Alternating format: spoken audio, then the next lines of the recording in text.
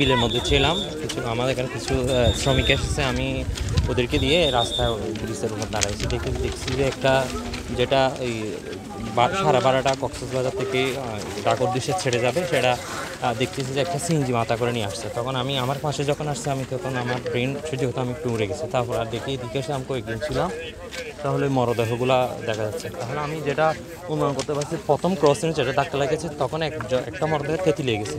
তারা এরপরে যখন এই ক্রসিং যখন আসছে তখন বাকি মহিলা দুজন পড়ে গেছে এবং শিশু একদম লাস্টে পড়ছে। এখন ট্রেন যখন আসছে আমি এমনি ওই কৌতূহলবশত ট্রেনের গতিবিধি বা একটা পিকস নেওয়ার জন্য আমি একদম মানে এই কাছে আসছিলাম, কিন্তু দেখি যে আমার দাঁড়ানোর মতো ওই চেঞ্জের মতো তখন লোক ছিল না, এর আগেই তারা পড়ে গেছে তেলে গেছে। এখানে দেখা যাচ্ছে প্রত্যেকটা ওইখান থেকে তেতলিয়ে তাদের যে প্রত্যেকটা অঙ্গখানে ভিড়ের সাথে হয়ে গেছে বা প্রত্যেকটা চেঞ্জে ওই যে কাঠ বর্ণনা যেগুলো নরম যেগুলো আছে এগুলা ওই একটা অংশগ্রহণ পায়। তাহলে ওখান থেকে যদি আমি হিসাব করি প্রথম একজন মরদেহ পড়ে গেছে, এরপর 1 কিলোমিটার পর্যন্ত মরদেহগুলো পরে 1 কিলোমিটার আসে এবং 2 কিলোমিটার পরে গিয়ে এই ট্রেনটা ওই 2 কিলোমিটার পরে গিয়ে ট্রেনটা আমি ওইটা বিচ্ছিন্ন করে ওই ট্রেন চলে গেল।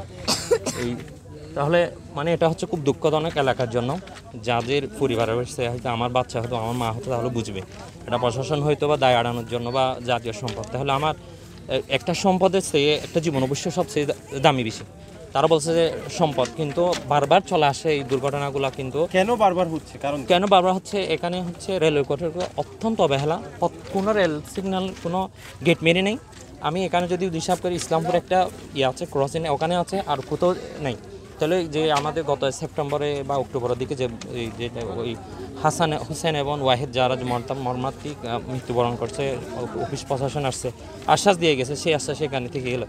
কিন্তু যে মানে এটা মানে অফিস বা যে কর্তৃপক্ষ রেলওয়ে কর্তৃপক্ষ তারা তাদের আসছে ট্রেন চলে গেল ওখানের মধ্যে সীমাবদ্ধ, কিন্তু যে তাদের মানে আমাদের জীবনের কোনো মূল্য নেই। মানে একটা মানুষকে আশ্বাস দেয়। কেন ঘটছে এই ধরনের ঘটনা? এই ঘটনা হচ্ছে এখানে হচ্ছে আমি যদি আগে রেলওয়ের পক্ষ থেকে বলি, আপনার রেলওয়ের পক্ষে আমাদের রেলদের আমার মনে হয় এখানে অলসতা এবং অবহেলা, তাদের যে ক্লান্তি। একটা চালক কক্সবাজার রেল স্টেশন থেকে ঢাকা যাবে, সেখানে প্রায় 8 ঘন্টা জার্নি, সে এই অলসতা করতে পারে, তার নিদ্রা থাকতে পারে, সে পর্যাপ্ত বিশ্রাম নেয় না, তাহলে প্রত্যেক ক্রসিংয়ে সে হর্ন বাজে না। তারপর হচ্ছে এখানে আমি চালাক জল যদি একজনের পরিবর্তে যদি একাধিক হয় তাহলে সে পরিবর্তে করতে, তাহলে এখানে ক্রসিং প্রত্যেকটা জায়গাতে ক্রসিং তারা হয়তো বা নিশ্চয় ফুটওভার দিয়ে নেই তাদের যে বাজেট কমানোর জন্য, অথবা তারা যে দিয়েছে তারা প্রত্যেকটা ক্রসিং তারা হর্ন করে না।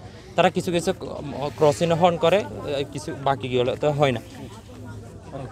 এইগুলোর জন্য হচ্ছে সরষে তালা বৃক্ষরোপণ অনেক জায়গাতে বনজাট হচ্ছে, আর এখানে রেল লাইনে বনায়ন করে কি লাভ হবে? আপনাদের অন্য জায়গাতে করেন, এখানে তো অধিকরণ করা হয়েছে আরও 50 আরও অনেক পরে। এখানে গাছগুলো কাটা হলে আমাদের যে পোস্টম্যানগুলো যদি করা হয় তাহলে এই আটকানোর উদ্দেশ্য হচ্ছে শুধুমাত্র এটার জন্য, ভবিষ্যতে যেন বড় ধরনের দুর্ঘটনা থেকে রক্ষা হয় এটার জন্য আর কি।